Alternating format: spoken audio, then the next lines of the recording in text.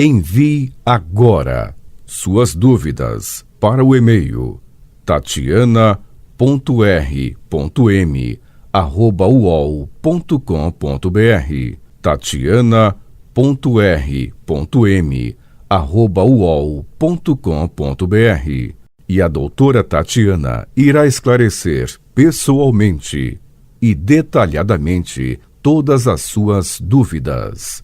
Ligue em São Paulo para 34 39 85 85. Repetindo, 34 39 85 85. Olá, queridos ouvintes, estamos com mais um programa Leis do Sucesso e hoje a gente vai falar um pouquinho da aposentadoria da pessoa com deficiência. Por que a gente vai falar dessa aposentadoria? Porque ela acaba sendo a tábua de salvação de muitas pessoas. Todos os dias atendo pessoas que buscam pelo planejamento previdenciário, mas 90% não tem ideia que existe a aposentadoria do deficiente, que não precisa estar totalmente imóvel em uma cama para você solicitar esse tipo de aposentadoria. Temos vários tipos de deficiência. A artrose é uma delas, que significa a inflamação de uma articulação. É uma inflamação articular que causa dor intensa na articulação e suas adjacências. Então, aparece em qualquer idade. A forma mais comum é a artrite reumatoide, definida como uma doença sistêmica, onde o principal sintoma é o envolvimento dos músculos e articulações. Então, a deficiência física, ela pode ser entendida como uma alteração no corpo que provoca dificuldades na movimentação das pessoas e as impedem de participar da vida de uma forma independente ou com uma desvantagem resultante de um comprometimento ou de uma incapacidade que limita ou impede o desempenho motor do indivíduo. Doenças que causam dor, que comprometem os movimentos, ocasionam esse tipo de impedimento. Então, as causas são diversas, podendo estar ligadas a problemas genéticos, complicações na gestação, ou gravidez, doenças infantis, acidentes são considerados fatores de risco, violência urbana, uso de drogas, acidentes desportivos, sedentarismo, acidentes do trabalho, epidemias, tabagismo, agentes tóxicos, maus hábitos alimentares e falta de saneamento básico. Então, vamos a alguns exemplos de deficiência: amputação de membros, artrite reumatoide, artrose, ausência de membros, AVC, AVE, alguns tipos de câncer, cardiopatia, doenças degenerativas, doenças neurológicas, LER e DORT, que é lesão por esforço repetitivo, encurtamento de membros, esclerose múltipla, escoliose acentuada, falta de força, falta de sensibilidade, formigamento.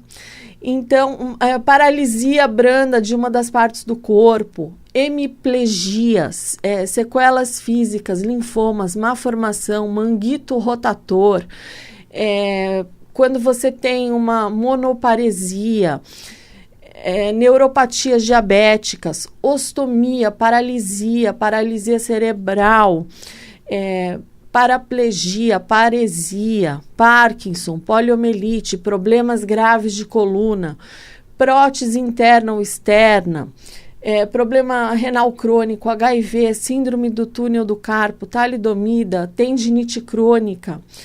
Então, vocês vão vendo quanta coisa tem, quanta coisa engloba a aposentadoria da pessoa com deficiência. É um benefício previdenciário programável que é pago ao segurado do regime geral que trabalhou em uma condição de pessoa com deficiência e é concedida aos segurados com deficiência que foram submetidos previamente à avaliação biopsicossocial realizada por equipe interdisciplinar e multiprofissional. Logo, não basta somente avaliação médica concluindo por um grau de incapacidade. É preciso que haja simultânea ou paralelamente avaliação por um profissional da assistência social para averiguar o grau de funcionalidade. Então, é a possibilidade da pessoa portadora de uma deficiência obter sua aposentadoria por idade ou por tempo de contribuição, mesmo após a reforma da Previdência de 13/11 de 2019, com a redução da idade ou do tempo de contribuição. Então, não confunda a aposentadoria da pessoa com deficiência e por invalidez. Pessoa com invalidez é aquela que se encontra incapacitada de forma total ou permanente para o trabalho. Geralmente, chamamos de invalidez os casos de segurados que recebem a aposentadoria por invalidez. Ou agora chama de aposentadoria por incapacidade permanente. Portanto, invalidez em questão previdenciária do INSS é a pessoa que se encontra incapaz para o trabalho. Já a pessoa com deficiência, não. Ela se encontra trabalhando e contribuindo para o INSS, porém, ela possui impedimentos de longo prazo de natureza física, mental, intelectual, sensorial, o qual, em interação com uma ou mais barreiras, pode obstruir sua participação plena e efetiva na sociedade em igualdade de condições com as demais pessoas.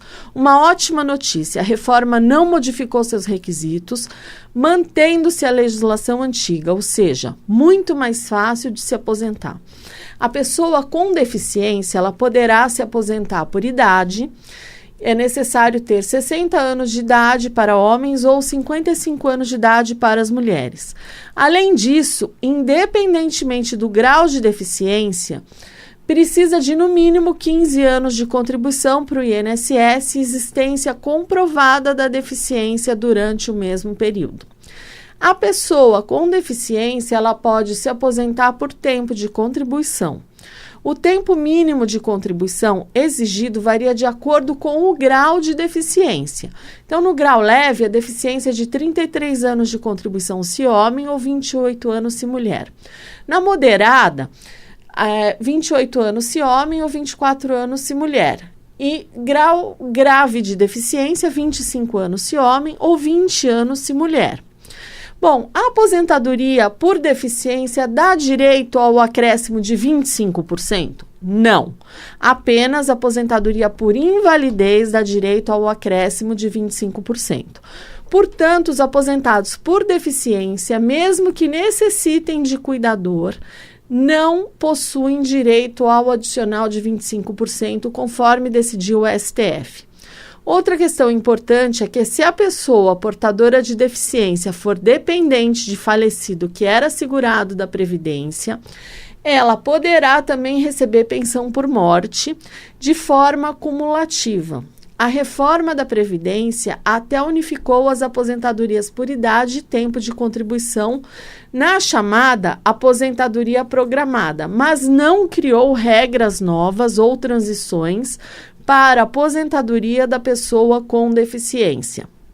Na realidade, a emenda é clara ao citar que, além de lei determine em sentido contrário, a aposentadoria da pessoa com deficiência continuará seguindo os preceitos da Lei Complementar 142 de 2013, nos termos do artigo 22 da Emenda Constitucional 103. Então, a aposentadoria da pessoa com deficiência tem como espécies a aposentadoria por tempo de contribuição e a aposentadoria por idade, com requisitos de concessão diferenciados. A novidade trazida pela reforma é que agora a perícia biopsicossocial está bem prevista de forma expressa no artigo 201, parágrafo 1º da Constituição, um mecanismo muito importante no processo de avaliação da deficiência. No que concerne ao cálculo e aos critérios utilizados para concessão, também não tivemos modificação, pelo menos em teoria. Bom, quanto ganha um aposentado por deficiência? Na aposentadoria por deficiência, por idade, será calculado da seguinte maneira. Primeiramente, será feito o cálculo da média aritmética simples dos seus 80% maiores salários. Deste primeiro valor, será aplicado um redutor de 70% e você ganhará 1% ao ano de contribuições. Poderá haver também a aplicação do fator previdenciário se for mais benéfico a você. Para exemplificar, vou citar o exemplo do senhor João. Ele trabalhou 20 anos com deficiência e teve uma média aritmética dos seus 80% maiores salários de 3.000.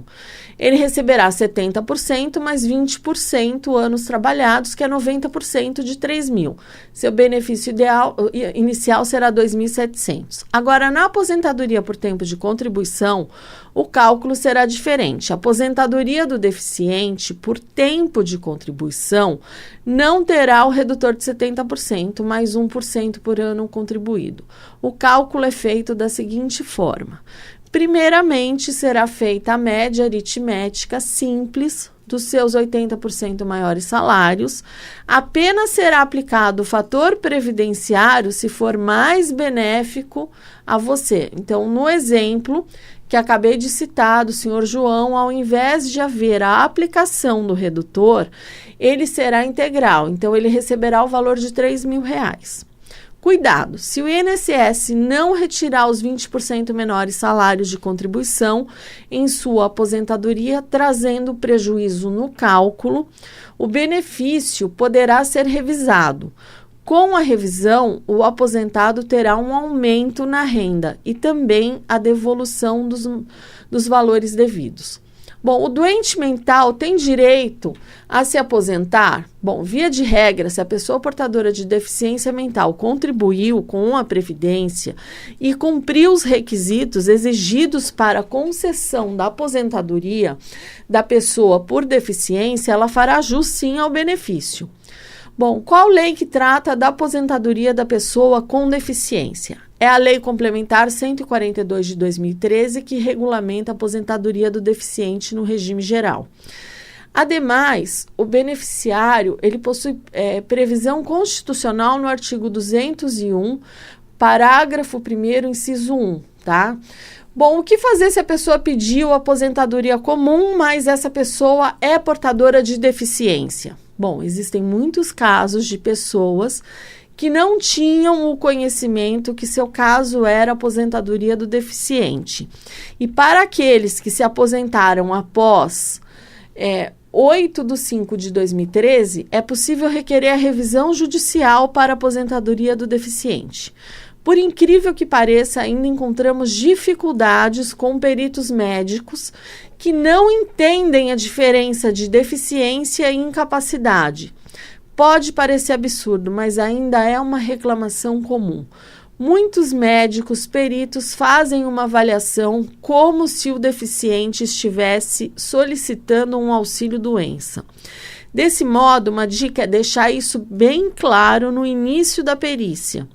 Outra dica é, em caso de maus tratos por parte do perito, ou perícia realizada muito rápida, menos de 5 minutos, reclamar com o chefe da agência. Se identificar qualquer outro procedimento que lhe pareça incorreto, também deve ser feita a reclamação. Finalmente, o comunicado de decisão fica disponível no dia seguinte à realização da perícia. Você poderá obter o mesmo, o resultado pela internet ou indo direto à agência do INSS. O que fazer caso o meu pedido seja negado? Não é em todos os casos que a gente consegue logo de cara o deferimento pela via administrativa. Então, o que é uma triste realidade. Mas tem a possibilidade de você pedir o benefício judicialmente, E o juiz poderá analisar as particularidades de cada caso e condenar o INSS a conceder a aposentadoria da pessoa com deficiência e pagar os atrasados desde a data da entrada do requerimento na esfera administrativa. Bom, sobre a visão monocular, foi sancionada a Lei 14.126 de 2021, que classificou a visão monocular como deficiência sensorial do tipo visual. O objetivo dessa nova lei é garantir à pessoa que enxerga com apenas um olho os mesmos direitos e benefícios da pessoa com deficiência. Importante mencionar que a Organização Mundial da Saúde, OMS, prevê que a visão monocular se caracteriza quando a pessoa tem visão igual ou inferior a 20% em um dos olhos, enquanto que no outro mantém visão normal. Importante mencionar que esse tipo de deficiência ele pode ser ocasionada por algum tipo de acidente ou por doenças, como, por exemplo, o glaucoma, tumores. Bom, os documentos necessários para você requerer a aposentadoria especial do deficiente são os mesmos utilizados pelos demais segurados, tais como carteira de trabalho, documentos pessoais, comprovantes de residência. Além disso, para comprovar a condição de trabalhador deficiente, deverá apresentar documentos que comprovem que durante o período de trabalho já possuía qualidade de portador de deficiência. Essa comprovação poderá ser feita por meio de apresentação de atestados médicos, laudos médicos, receitas médicas, exames médicos e até mesmo pela concessão de auxílio-doença, por exemplo. Para você ter sucesso no seu pedido de aposentadoria do deficiente, você deve saber que a preparação para a perícia é muito importante. E por que isso? A preparação é importante porque será através da obtenção dos laudos, atestados e exames que você conseguirá comprovar a sua condição pessoal e que ela está alinhada com os requisitos necessários para conseguir a aposentadoria. Pense que o médico do INSS e o assistente social não conhecem os detalhes da sua deficiência, tampouco as dificuldades e barreiras que você enfrenta no dia a dia. Pessoalmente, profissional, de modo que os peritos terão um único e breve contato com você, momento onde farão poucas perguntas, obviamente, que alguns minutos e perguntas breves são insuficientes para um aprofundamento no seu caso. Justamente por isso, sugerimos que antes de entrar com um pedido de aposentadoria, você deve preparar todos os documentos que comprovam sua condição pessoal, preferencialmente através de um médico especialista que acompanha sua evolução, pois ele, melhor do que ninguém, poderá esclarecer e documentar detalhes importantes como qual é a deficiência e o CID, quando surgiu a deficiência, quais limitações a deficiência acarreta, se necessita de ajuda de instrumentos ou terceiros para atividades básicas, se houve agravamento ao longo dos anos, solicitar exames que comprovem a deficiência e o seu grau. Com a devida preparação, suas chances de conseguir a aposentadoria da pessoa com deficiência com certeza serão muito maiores. Então, por isso, você precisa estar preparado, você precisa saber como é que... se o perito te fizer uma pergunta, você não olhar diretamente nos olhos desse perito, ele já vai achar ele pode achar que você está inventando, porque você tem que lembrar que o perito está sempre desconfiando de tudo e de todos. Então, você tem que estar preparado, você tem que saber como você vai se portar, você tem, que explicar, mostrar o que de fato interessa na perícia. Então, tudo isso você vai precisar para você requerer. Agora, muita gente pede aposentadoria e depois acaba desistindo, porque essa aposentadoria pediu aposentadoria, mas o INSS falou não e a pessoa desistiu. Não, você tem que correr atrás, porque vale muito a pena. Ela vai te dar muitos anos de vantagem. Normalmente eu faço os cálculos, apresento para as pessoas a diferença de 10 anos. A aposentadoria do deficiente, você consegue, imagina 10 anos se aposentando antes e com valor integral. Enquanto que a outra demora muito mais e ainda você parte já de 60%. Então, quer dizer, é muito diferente uma da outra, vale muito a pena. Então, corra atrás. Se você tem alguma deficiência, às vezes você tem um problema de ler, você nem sabia, você nem consegue mexer direito os braços e você nem tinha esse conhecimento. Você pode correr atrás desde quando começou, porque é uma contagem diferente nesse tempo. Então, precisa ver se quando dá o direito à aposentadoria, né, e o valor do benefício. Então, tudo isso, se você não correr, ninguém vai bater na tua porta e falar, olha, você tem essa deficiência, um problema muito sério no joelho que te dificulta a locomoção.